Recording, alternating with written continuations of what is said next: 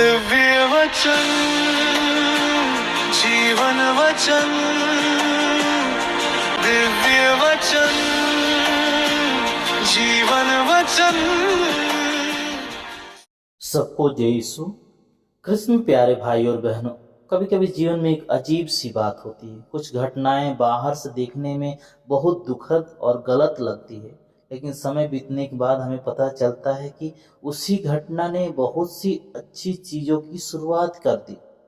उस समय हमें समझ में नहीं आता कि ऐसा क्यों हुआ, लेकिन बाद में हम देखते हैं कि उस दर्द के पीछे कोई गहरा अर्थ छिपा हुआ था। आज ईश्वर का वचन भी हमें ठीक ऐसी ही एक रहस्यपूर्ण बात के सामने खड़ा करता है। एक ऐसी घटना जिसे लोगों ने अंत समझा था, लेकिन ईश्वर ने उसी के द्वारा कुछ बहुत बड़ा शुरू किया। उस समय बहुत से लोग सोच रहे थे कि अब सब कुछ खत्म हो गया, लेकिन परमेश्वर सचमुच एक ऐसी योजना पूरी कर रहे थे जिसे कोई समझ नहीं पा रहा था।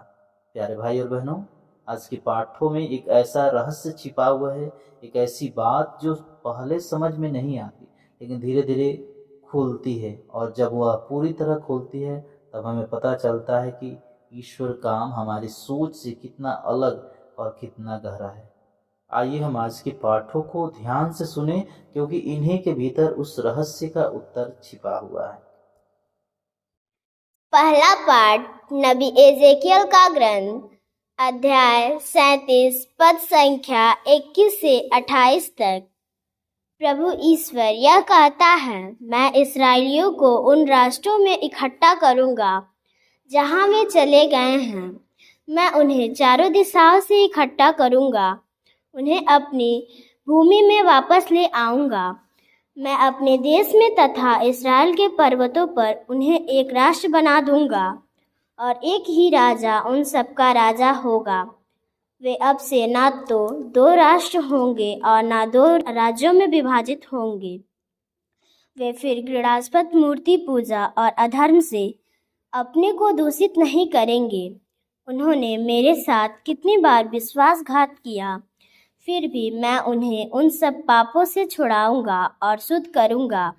वे मेरी प्रजा होंगे और मैं उनका ईश्वर होऊंगा। मेरा सेवक दाऊद उनका राजा बनेगा और उन सब का एक ही चरवाहा होगा।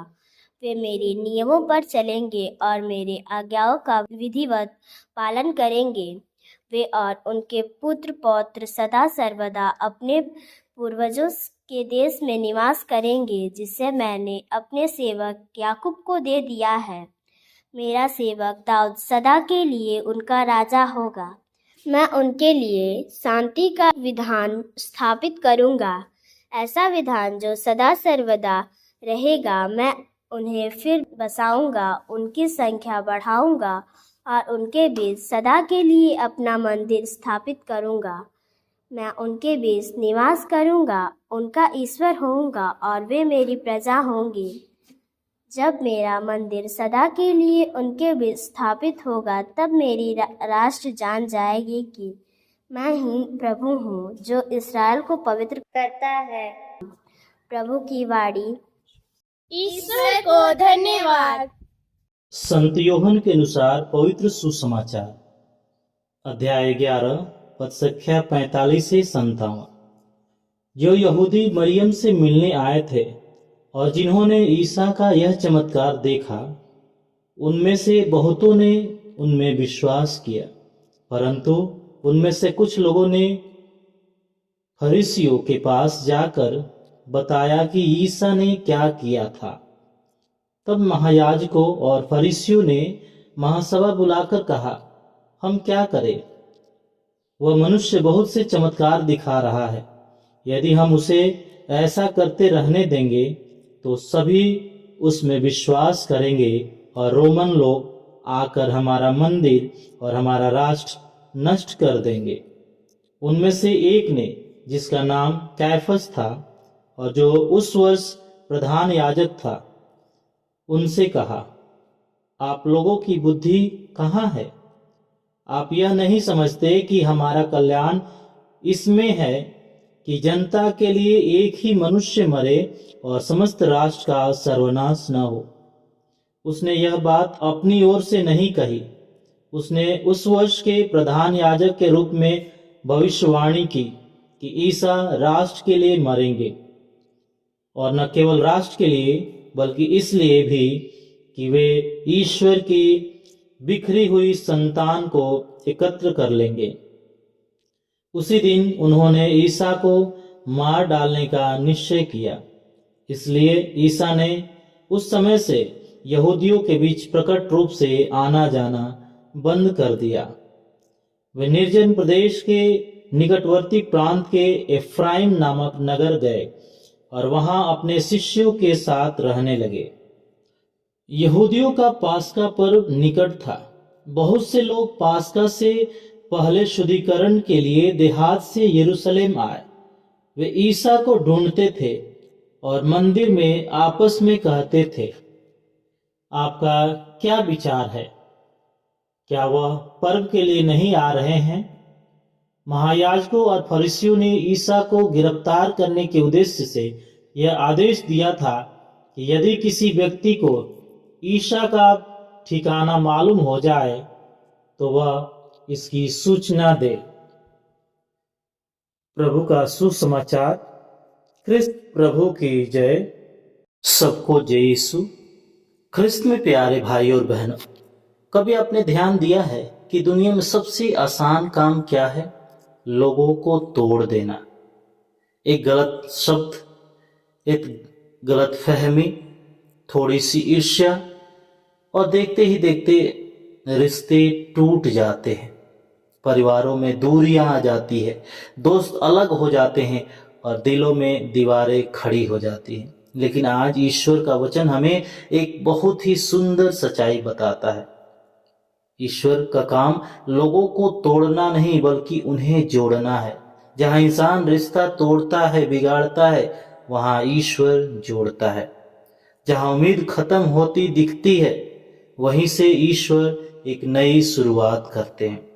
प्यारे भाई और बहनों, आज के पहले पार्ट में हम सुनते हैं कि परमेश्वर अपने लोगों से कहते हैं कि वे उन्हें हर दिशा से इकट्ठा करेंगे। उस समय लोग टूट चुके थे, बिखर चुके थे, अपने घर और अपनी पहचान से दूर हो गए थे। उन्हें लग रहा था कि अब कुछ नहीं बदलेगा, लेकिन उसी समय ईश्वर उनसे कहते हैं, मैं तुम्हें ढूंढकर वापस लाऊंगा, मैं तुम्हें फिर से एक बनाऊंगा। भाई और बहनों, यह हमें बताता है कि परमेश्वर कभी भी अपने लोगों को नहीं छोड़ते। जब हम बिखर जाते हैं तब भी ईश्वर हमें ढूंढ रहे होते हैं। जब हम दूर चले जाते हैं तब भी ईश्वर हमें वापस बुला रहे होते हैं। प्यारे भाई और बहनों, सुसमाचार में हम देखते हैं कि यीशु लोगों के बीच काम कर रहे हैं, लोगों को आशा दे रहे हैं, बीमारों को ठीक कर रहे हैं और बहुत से लोग उनकी ओर आकर्षित हो रहे हैं। लेकिन यह देखकर कुछ लोग डर गए। उन्हें लगा कि अगर लोग यीशु के पास जाते रहे तो उनकी ताकत और सम्मान कम हो जाएगा। इसलिए उन्होंने एक कठोर निर्णय लिया, यीशु को मार देना चाहिए। उनके मन में यह भी था कि अगर यीशु को खत्म कर दिया जाएगा तो सब कुछ खत्म हो जाएगा, लोग डर जाएंगे, बिखर जाएंगे और यीशु का नाम मिट जाएगा। लेकिन यही वह जगह है जहां ईश्वर का काम हमारी सोच से बिल्कुल अलग दिखाई देता है।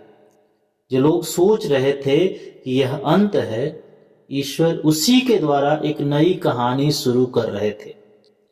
सुसमाचार हमें समझाता है कि यीशु की मृत्यु केवल एक दुखद घटना नहीं थी। इसके द्वारा ईश्वर अपने बिखरे हुए लोगों को फिर से अपने पास बुला रहे थे।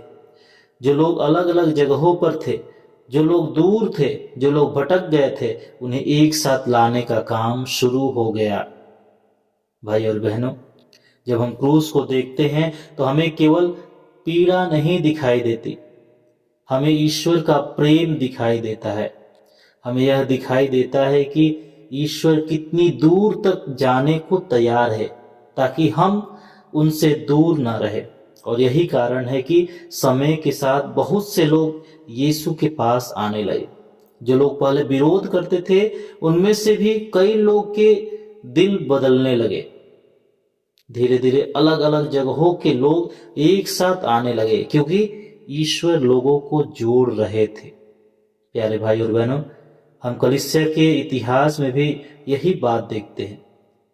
कई बार लोगों ने कोशिश की कि विश्वास को दबा दिया जाए, चर्च को बंद कर दिया जाए और विश्वासियों को डरा दिया जाए, लेकिन अक्सर हुआ क्या, जब लोगों ने देखा कि कोई व्यक्ति अपने विश्वास के लिए कष्ट सह रहा है, तब उनके दिल में एक सवाल उठा, आखिर ऐसा क्या है जिसके लिए ये लोग इतना सहते हैं।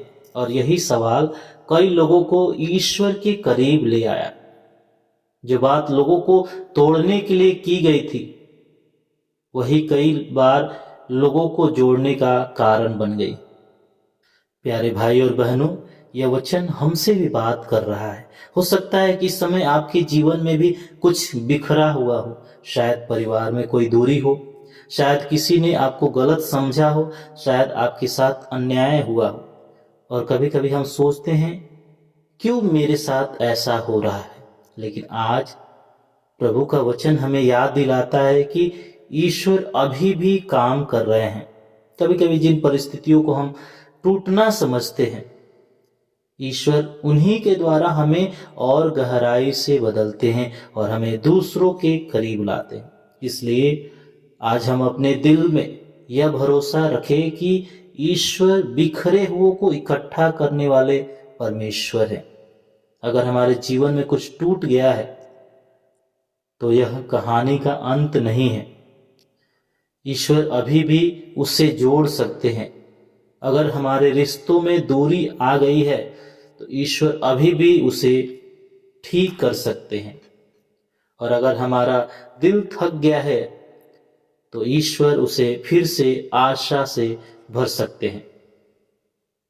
प्यारे भाई और बहनों, आइए हम कुछ क्षण के लिए आंखों को बंद करें और प्रभु से प्रार्थना करें। प्रभु, जहां हमारा जीवन बिखरा है वहां शांति ला दे। जहां दूरियां आ गई है वहां आपका प्रेम आ जाए।